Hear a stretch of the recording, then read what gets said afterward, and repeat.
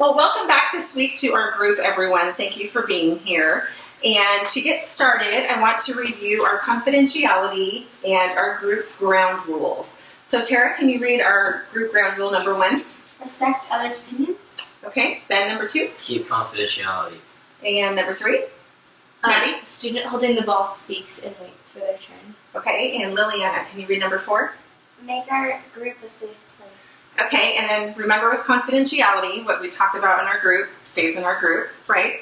And the only time confidentiality would need to be broken is if I, as your counselor, felt that there was some danger with you hurting yourself, or that you were maybe going to hurt someone else, or that someone was hurting you. That's the only time that the confidentiality would be broken by me. But for you guys to remember, what's said here needs to stay here, and that we don't talk about what happens in group with our other friends, okay? Okay, and then Tara, can you read our first group goal? Closure. Okay, and number 2? Stop feeling guilty. So stop feeling guilty. And then Maddie, can you read number 3? To have people to relate to. People to relate to.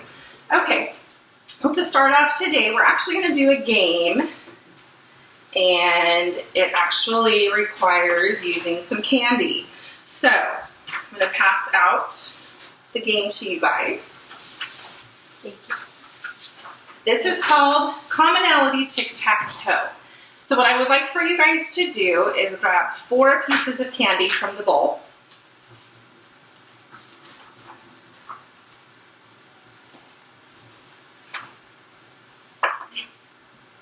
And I would like for you to look at your tic-tac-toe sheet, and I would like for you to put a candy on 4 squares that relate to something about you.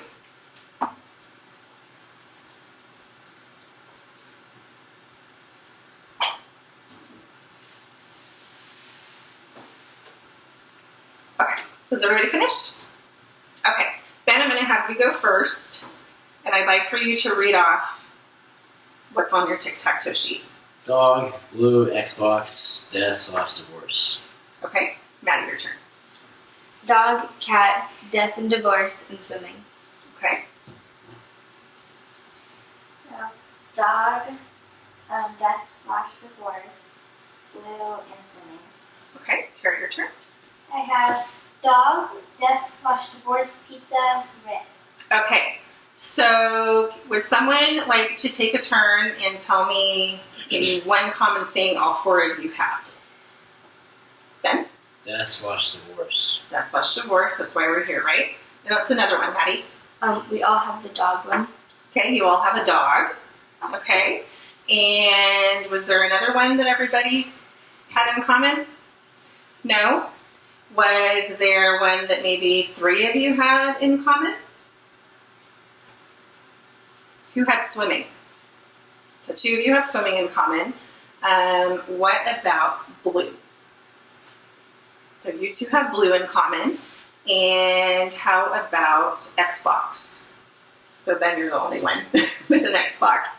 Okay, so when we find people in our lives that have things in common with us, that kind of gives us a little extra bond with them.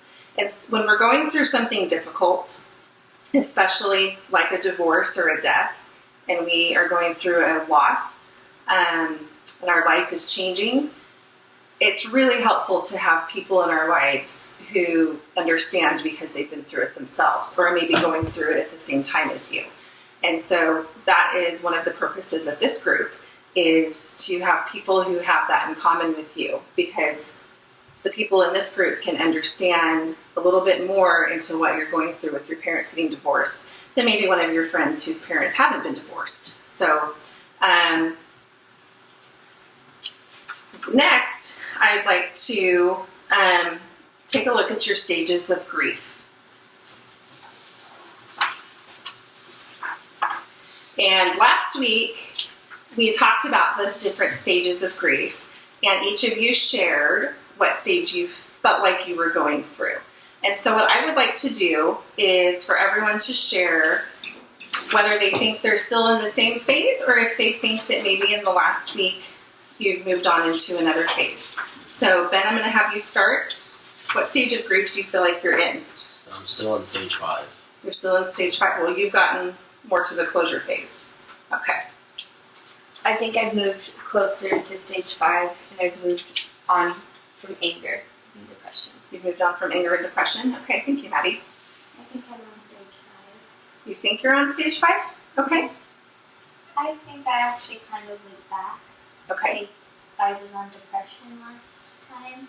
This time I actually think I'm on stage 3, which is the one before it. Okay. And everything. Okay, so you've kind of maybe moved back and forth a little bit. That's okay. Okay, well, thank you guys for sharing that.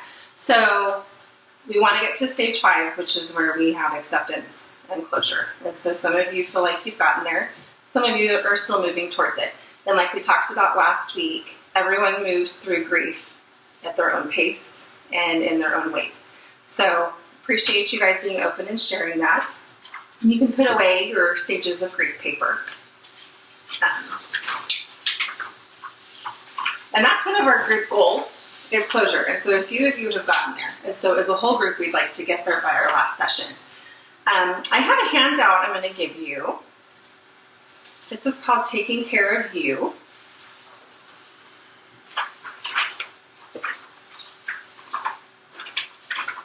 And on this handout, it has some healthy ways that you should be taking care of yourself, especially whenever you're going through something that's difficult. And, you know, we're going through tough things and life changes.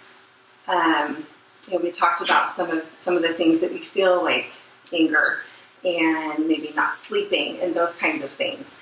And so I'd like for everybody to take a look at this Taking Care of You sheet.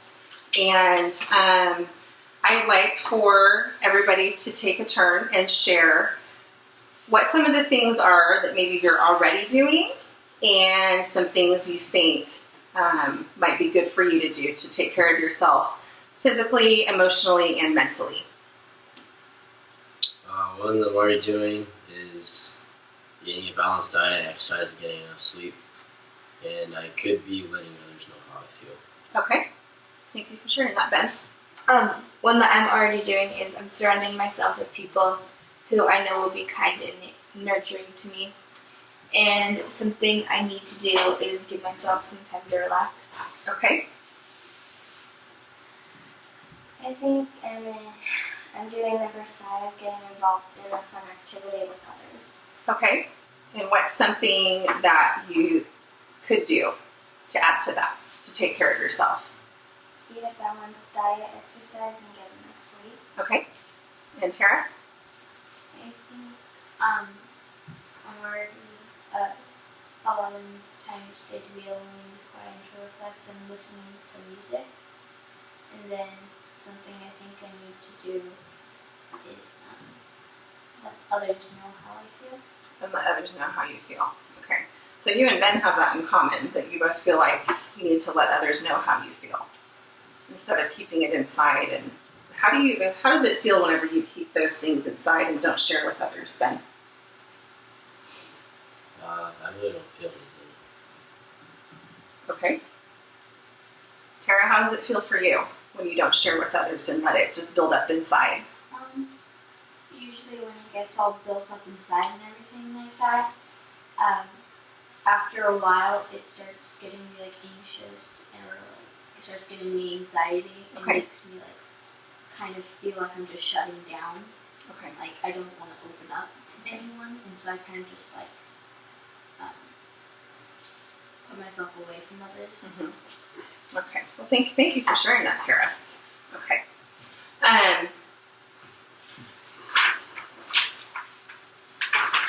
So what do you feel like you've lost through the divorce of your parents? So this is a pretty big life change that all of you are going through. So if you guys can maybe put into words, what is the main thing you feel like you've lost with this life change? Ben? I pass. Okay, how about if you think about it for a few minutes while we go around and then we'll come back to you. Does that sound okay? Okay. I feel like I lost a mother figure Okay. and the structure at home. And structure at home. Okay. Thank you, Maddie. I feel like I am losing love. I feel like you're losing love. Okay. I feel like I'm just losing my family in a whole. I feel like you're losing your family. Yeah. Okay. Ben, can we come back to you? All right. Great. I feel like I'm losing trust from other people. Okay. You're losing trust from other people. Okay. Thank you guys for sharing those things. Those are all pretty big things to feel like you're losing, and very, very valid with what you're going through. How do you feel like you usually deal with life changes? Is anybody? Maddie? I feel like my go-to response is to be angry about the things and the people around me Okay. when I go through hard changes. Okay. Anybody else? Tara? Mine's kind of like Maddie's, where I just like get angry or anything like that, but then it also, that anger just ends up in sadness, and it just kind of goes down from there. Okay. Thank you for sharing that. Life changes happen. It's kind of a normal process to go through to, whether it's a good life change or maybe a not so great of a life change. And it can be really hard. Change is really hard. And some people handle change, pretty well and can kind of deal with it and move on pretty quickly. And others, it can be a really long process. And so you guys are all becoming very self-aware of where you're at with your feelings and aware of where you're at in the process of grieving through this life change. And that's really great. And then how do you think working in a group setting can help you learn about yourself and how to cope? Lily, do you have any ideas about how being in a group like this can help you with life change and how to cope? Tara? I think it will just help me with starting to build trust with people. Okay. All that trust I've lost, learning how to build it back up, and knowing that people here know what I'm going through. Okay. Maddie? I think I could get some really valuable advice from it, and I could get to start knowing how to deal with it because other people have already gone through it too. Okay, that's great. Thank you. Ben, you want to pass? Okay. Lily, have you maybe thought about one? No? Okay. Okay. All right. So to finish up today, I would like for you guys to, first of all, take home this taking care of you sheet, and I'd like for you to come up with a plan for taking care of yourself. So all of you already had an idea or two of things that you were already doing to take care of yourself, and then thought that there were other things that you could be doing as well to add to that. And when we take care of ourselves when we're going through difficult things and take time, to just relax or take time to talk with friends or make sure we're getting some exercise, those are all things that can, contribute and benefit to our whole well-being. And so that's what I would like for you to do for homework, and I'd like for you to bring that back next week, and we will talk about it. And I'd also like to just remind you guys that next week is our last session together. So we're going to be coming to a close as a group. So I want you to kind of process that over the next week, and we will have a little celebration next week to finish. And I have something for you guys. And to finish today, I'd like for you guys to do an assessment for me just on how you felt like today went. And I will give you a minute to finish these up, and then you may eat your candy from your tic-tac-toe game. And then you guys are all eyeing that, waiting to eat it. And so the questions, again, are, today I learned that and you're going to fill in the blank. I remembered that and I was surprised that and then you're going to let me know how helpful today was. And this helps me out. So I appreciate you guys giving me feedback. And when you're finished, you can hand those assessments to me. You finished, Tara? Okay, great, thank you. I'll take yours. Okay, Lily, are you done? Thank you very much. You guys can go ahead and you can grab your candy and you can head off to lunch, and remember to bring your homework with you next week, okay? Thanks, you guys. Have a good rest of your week.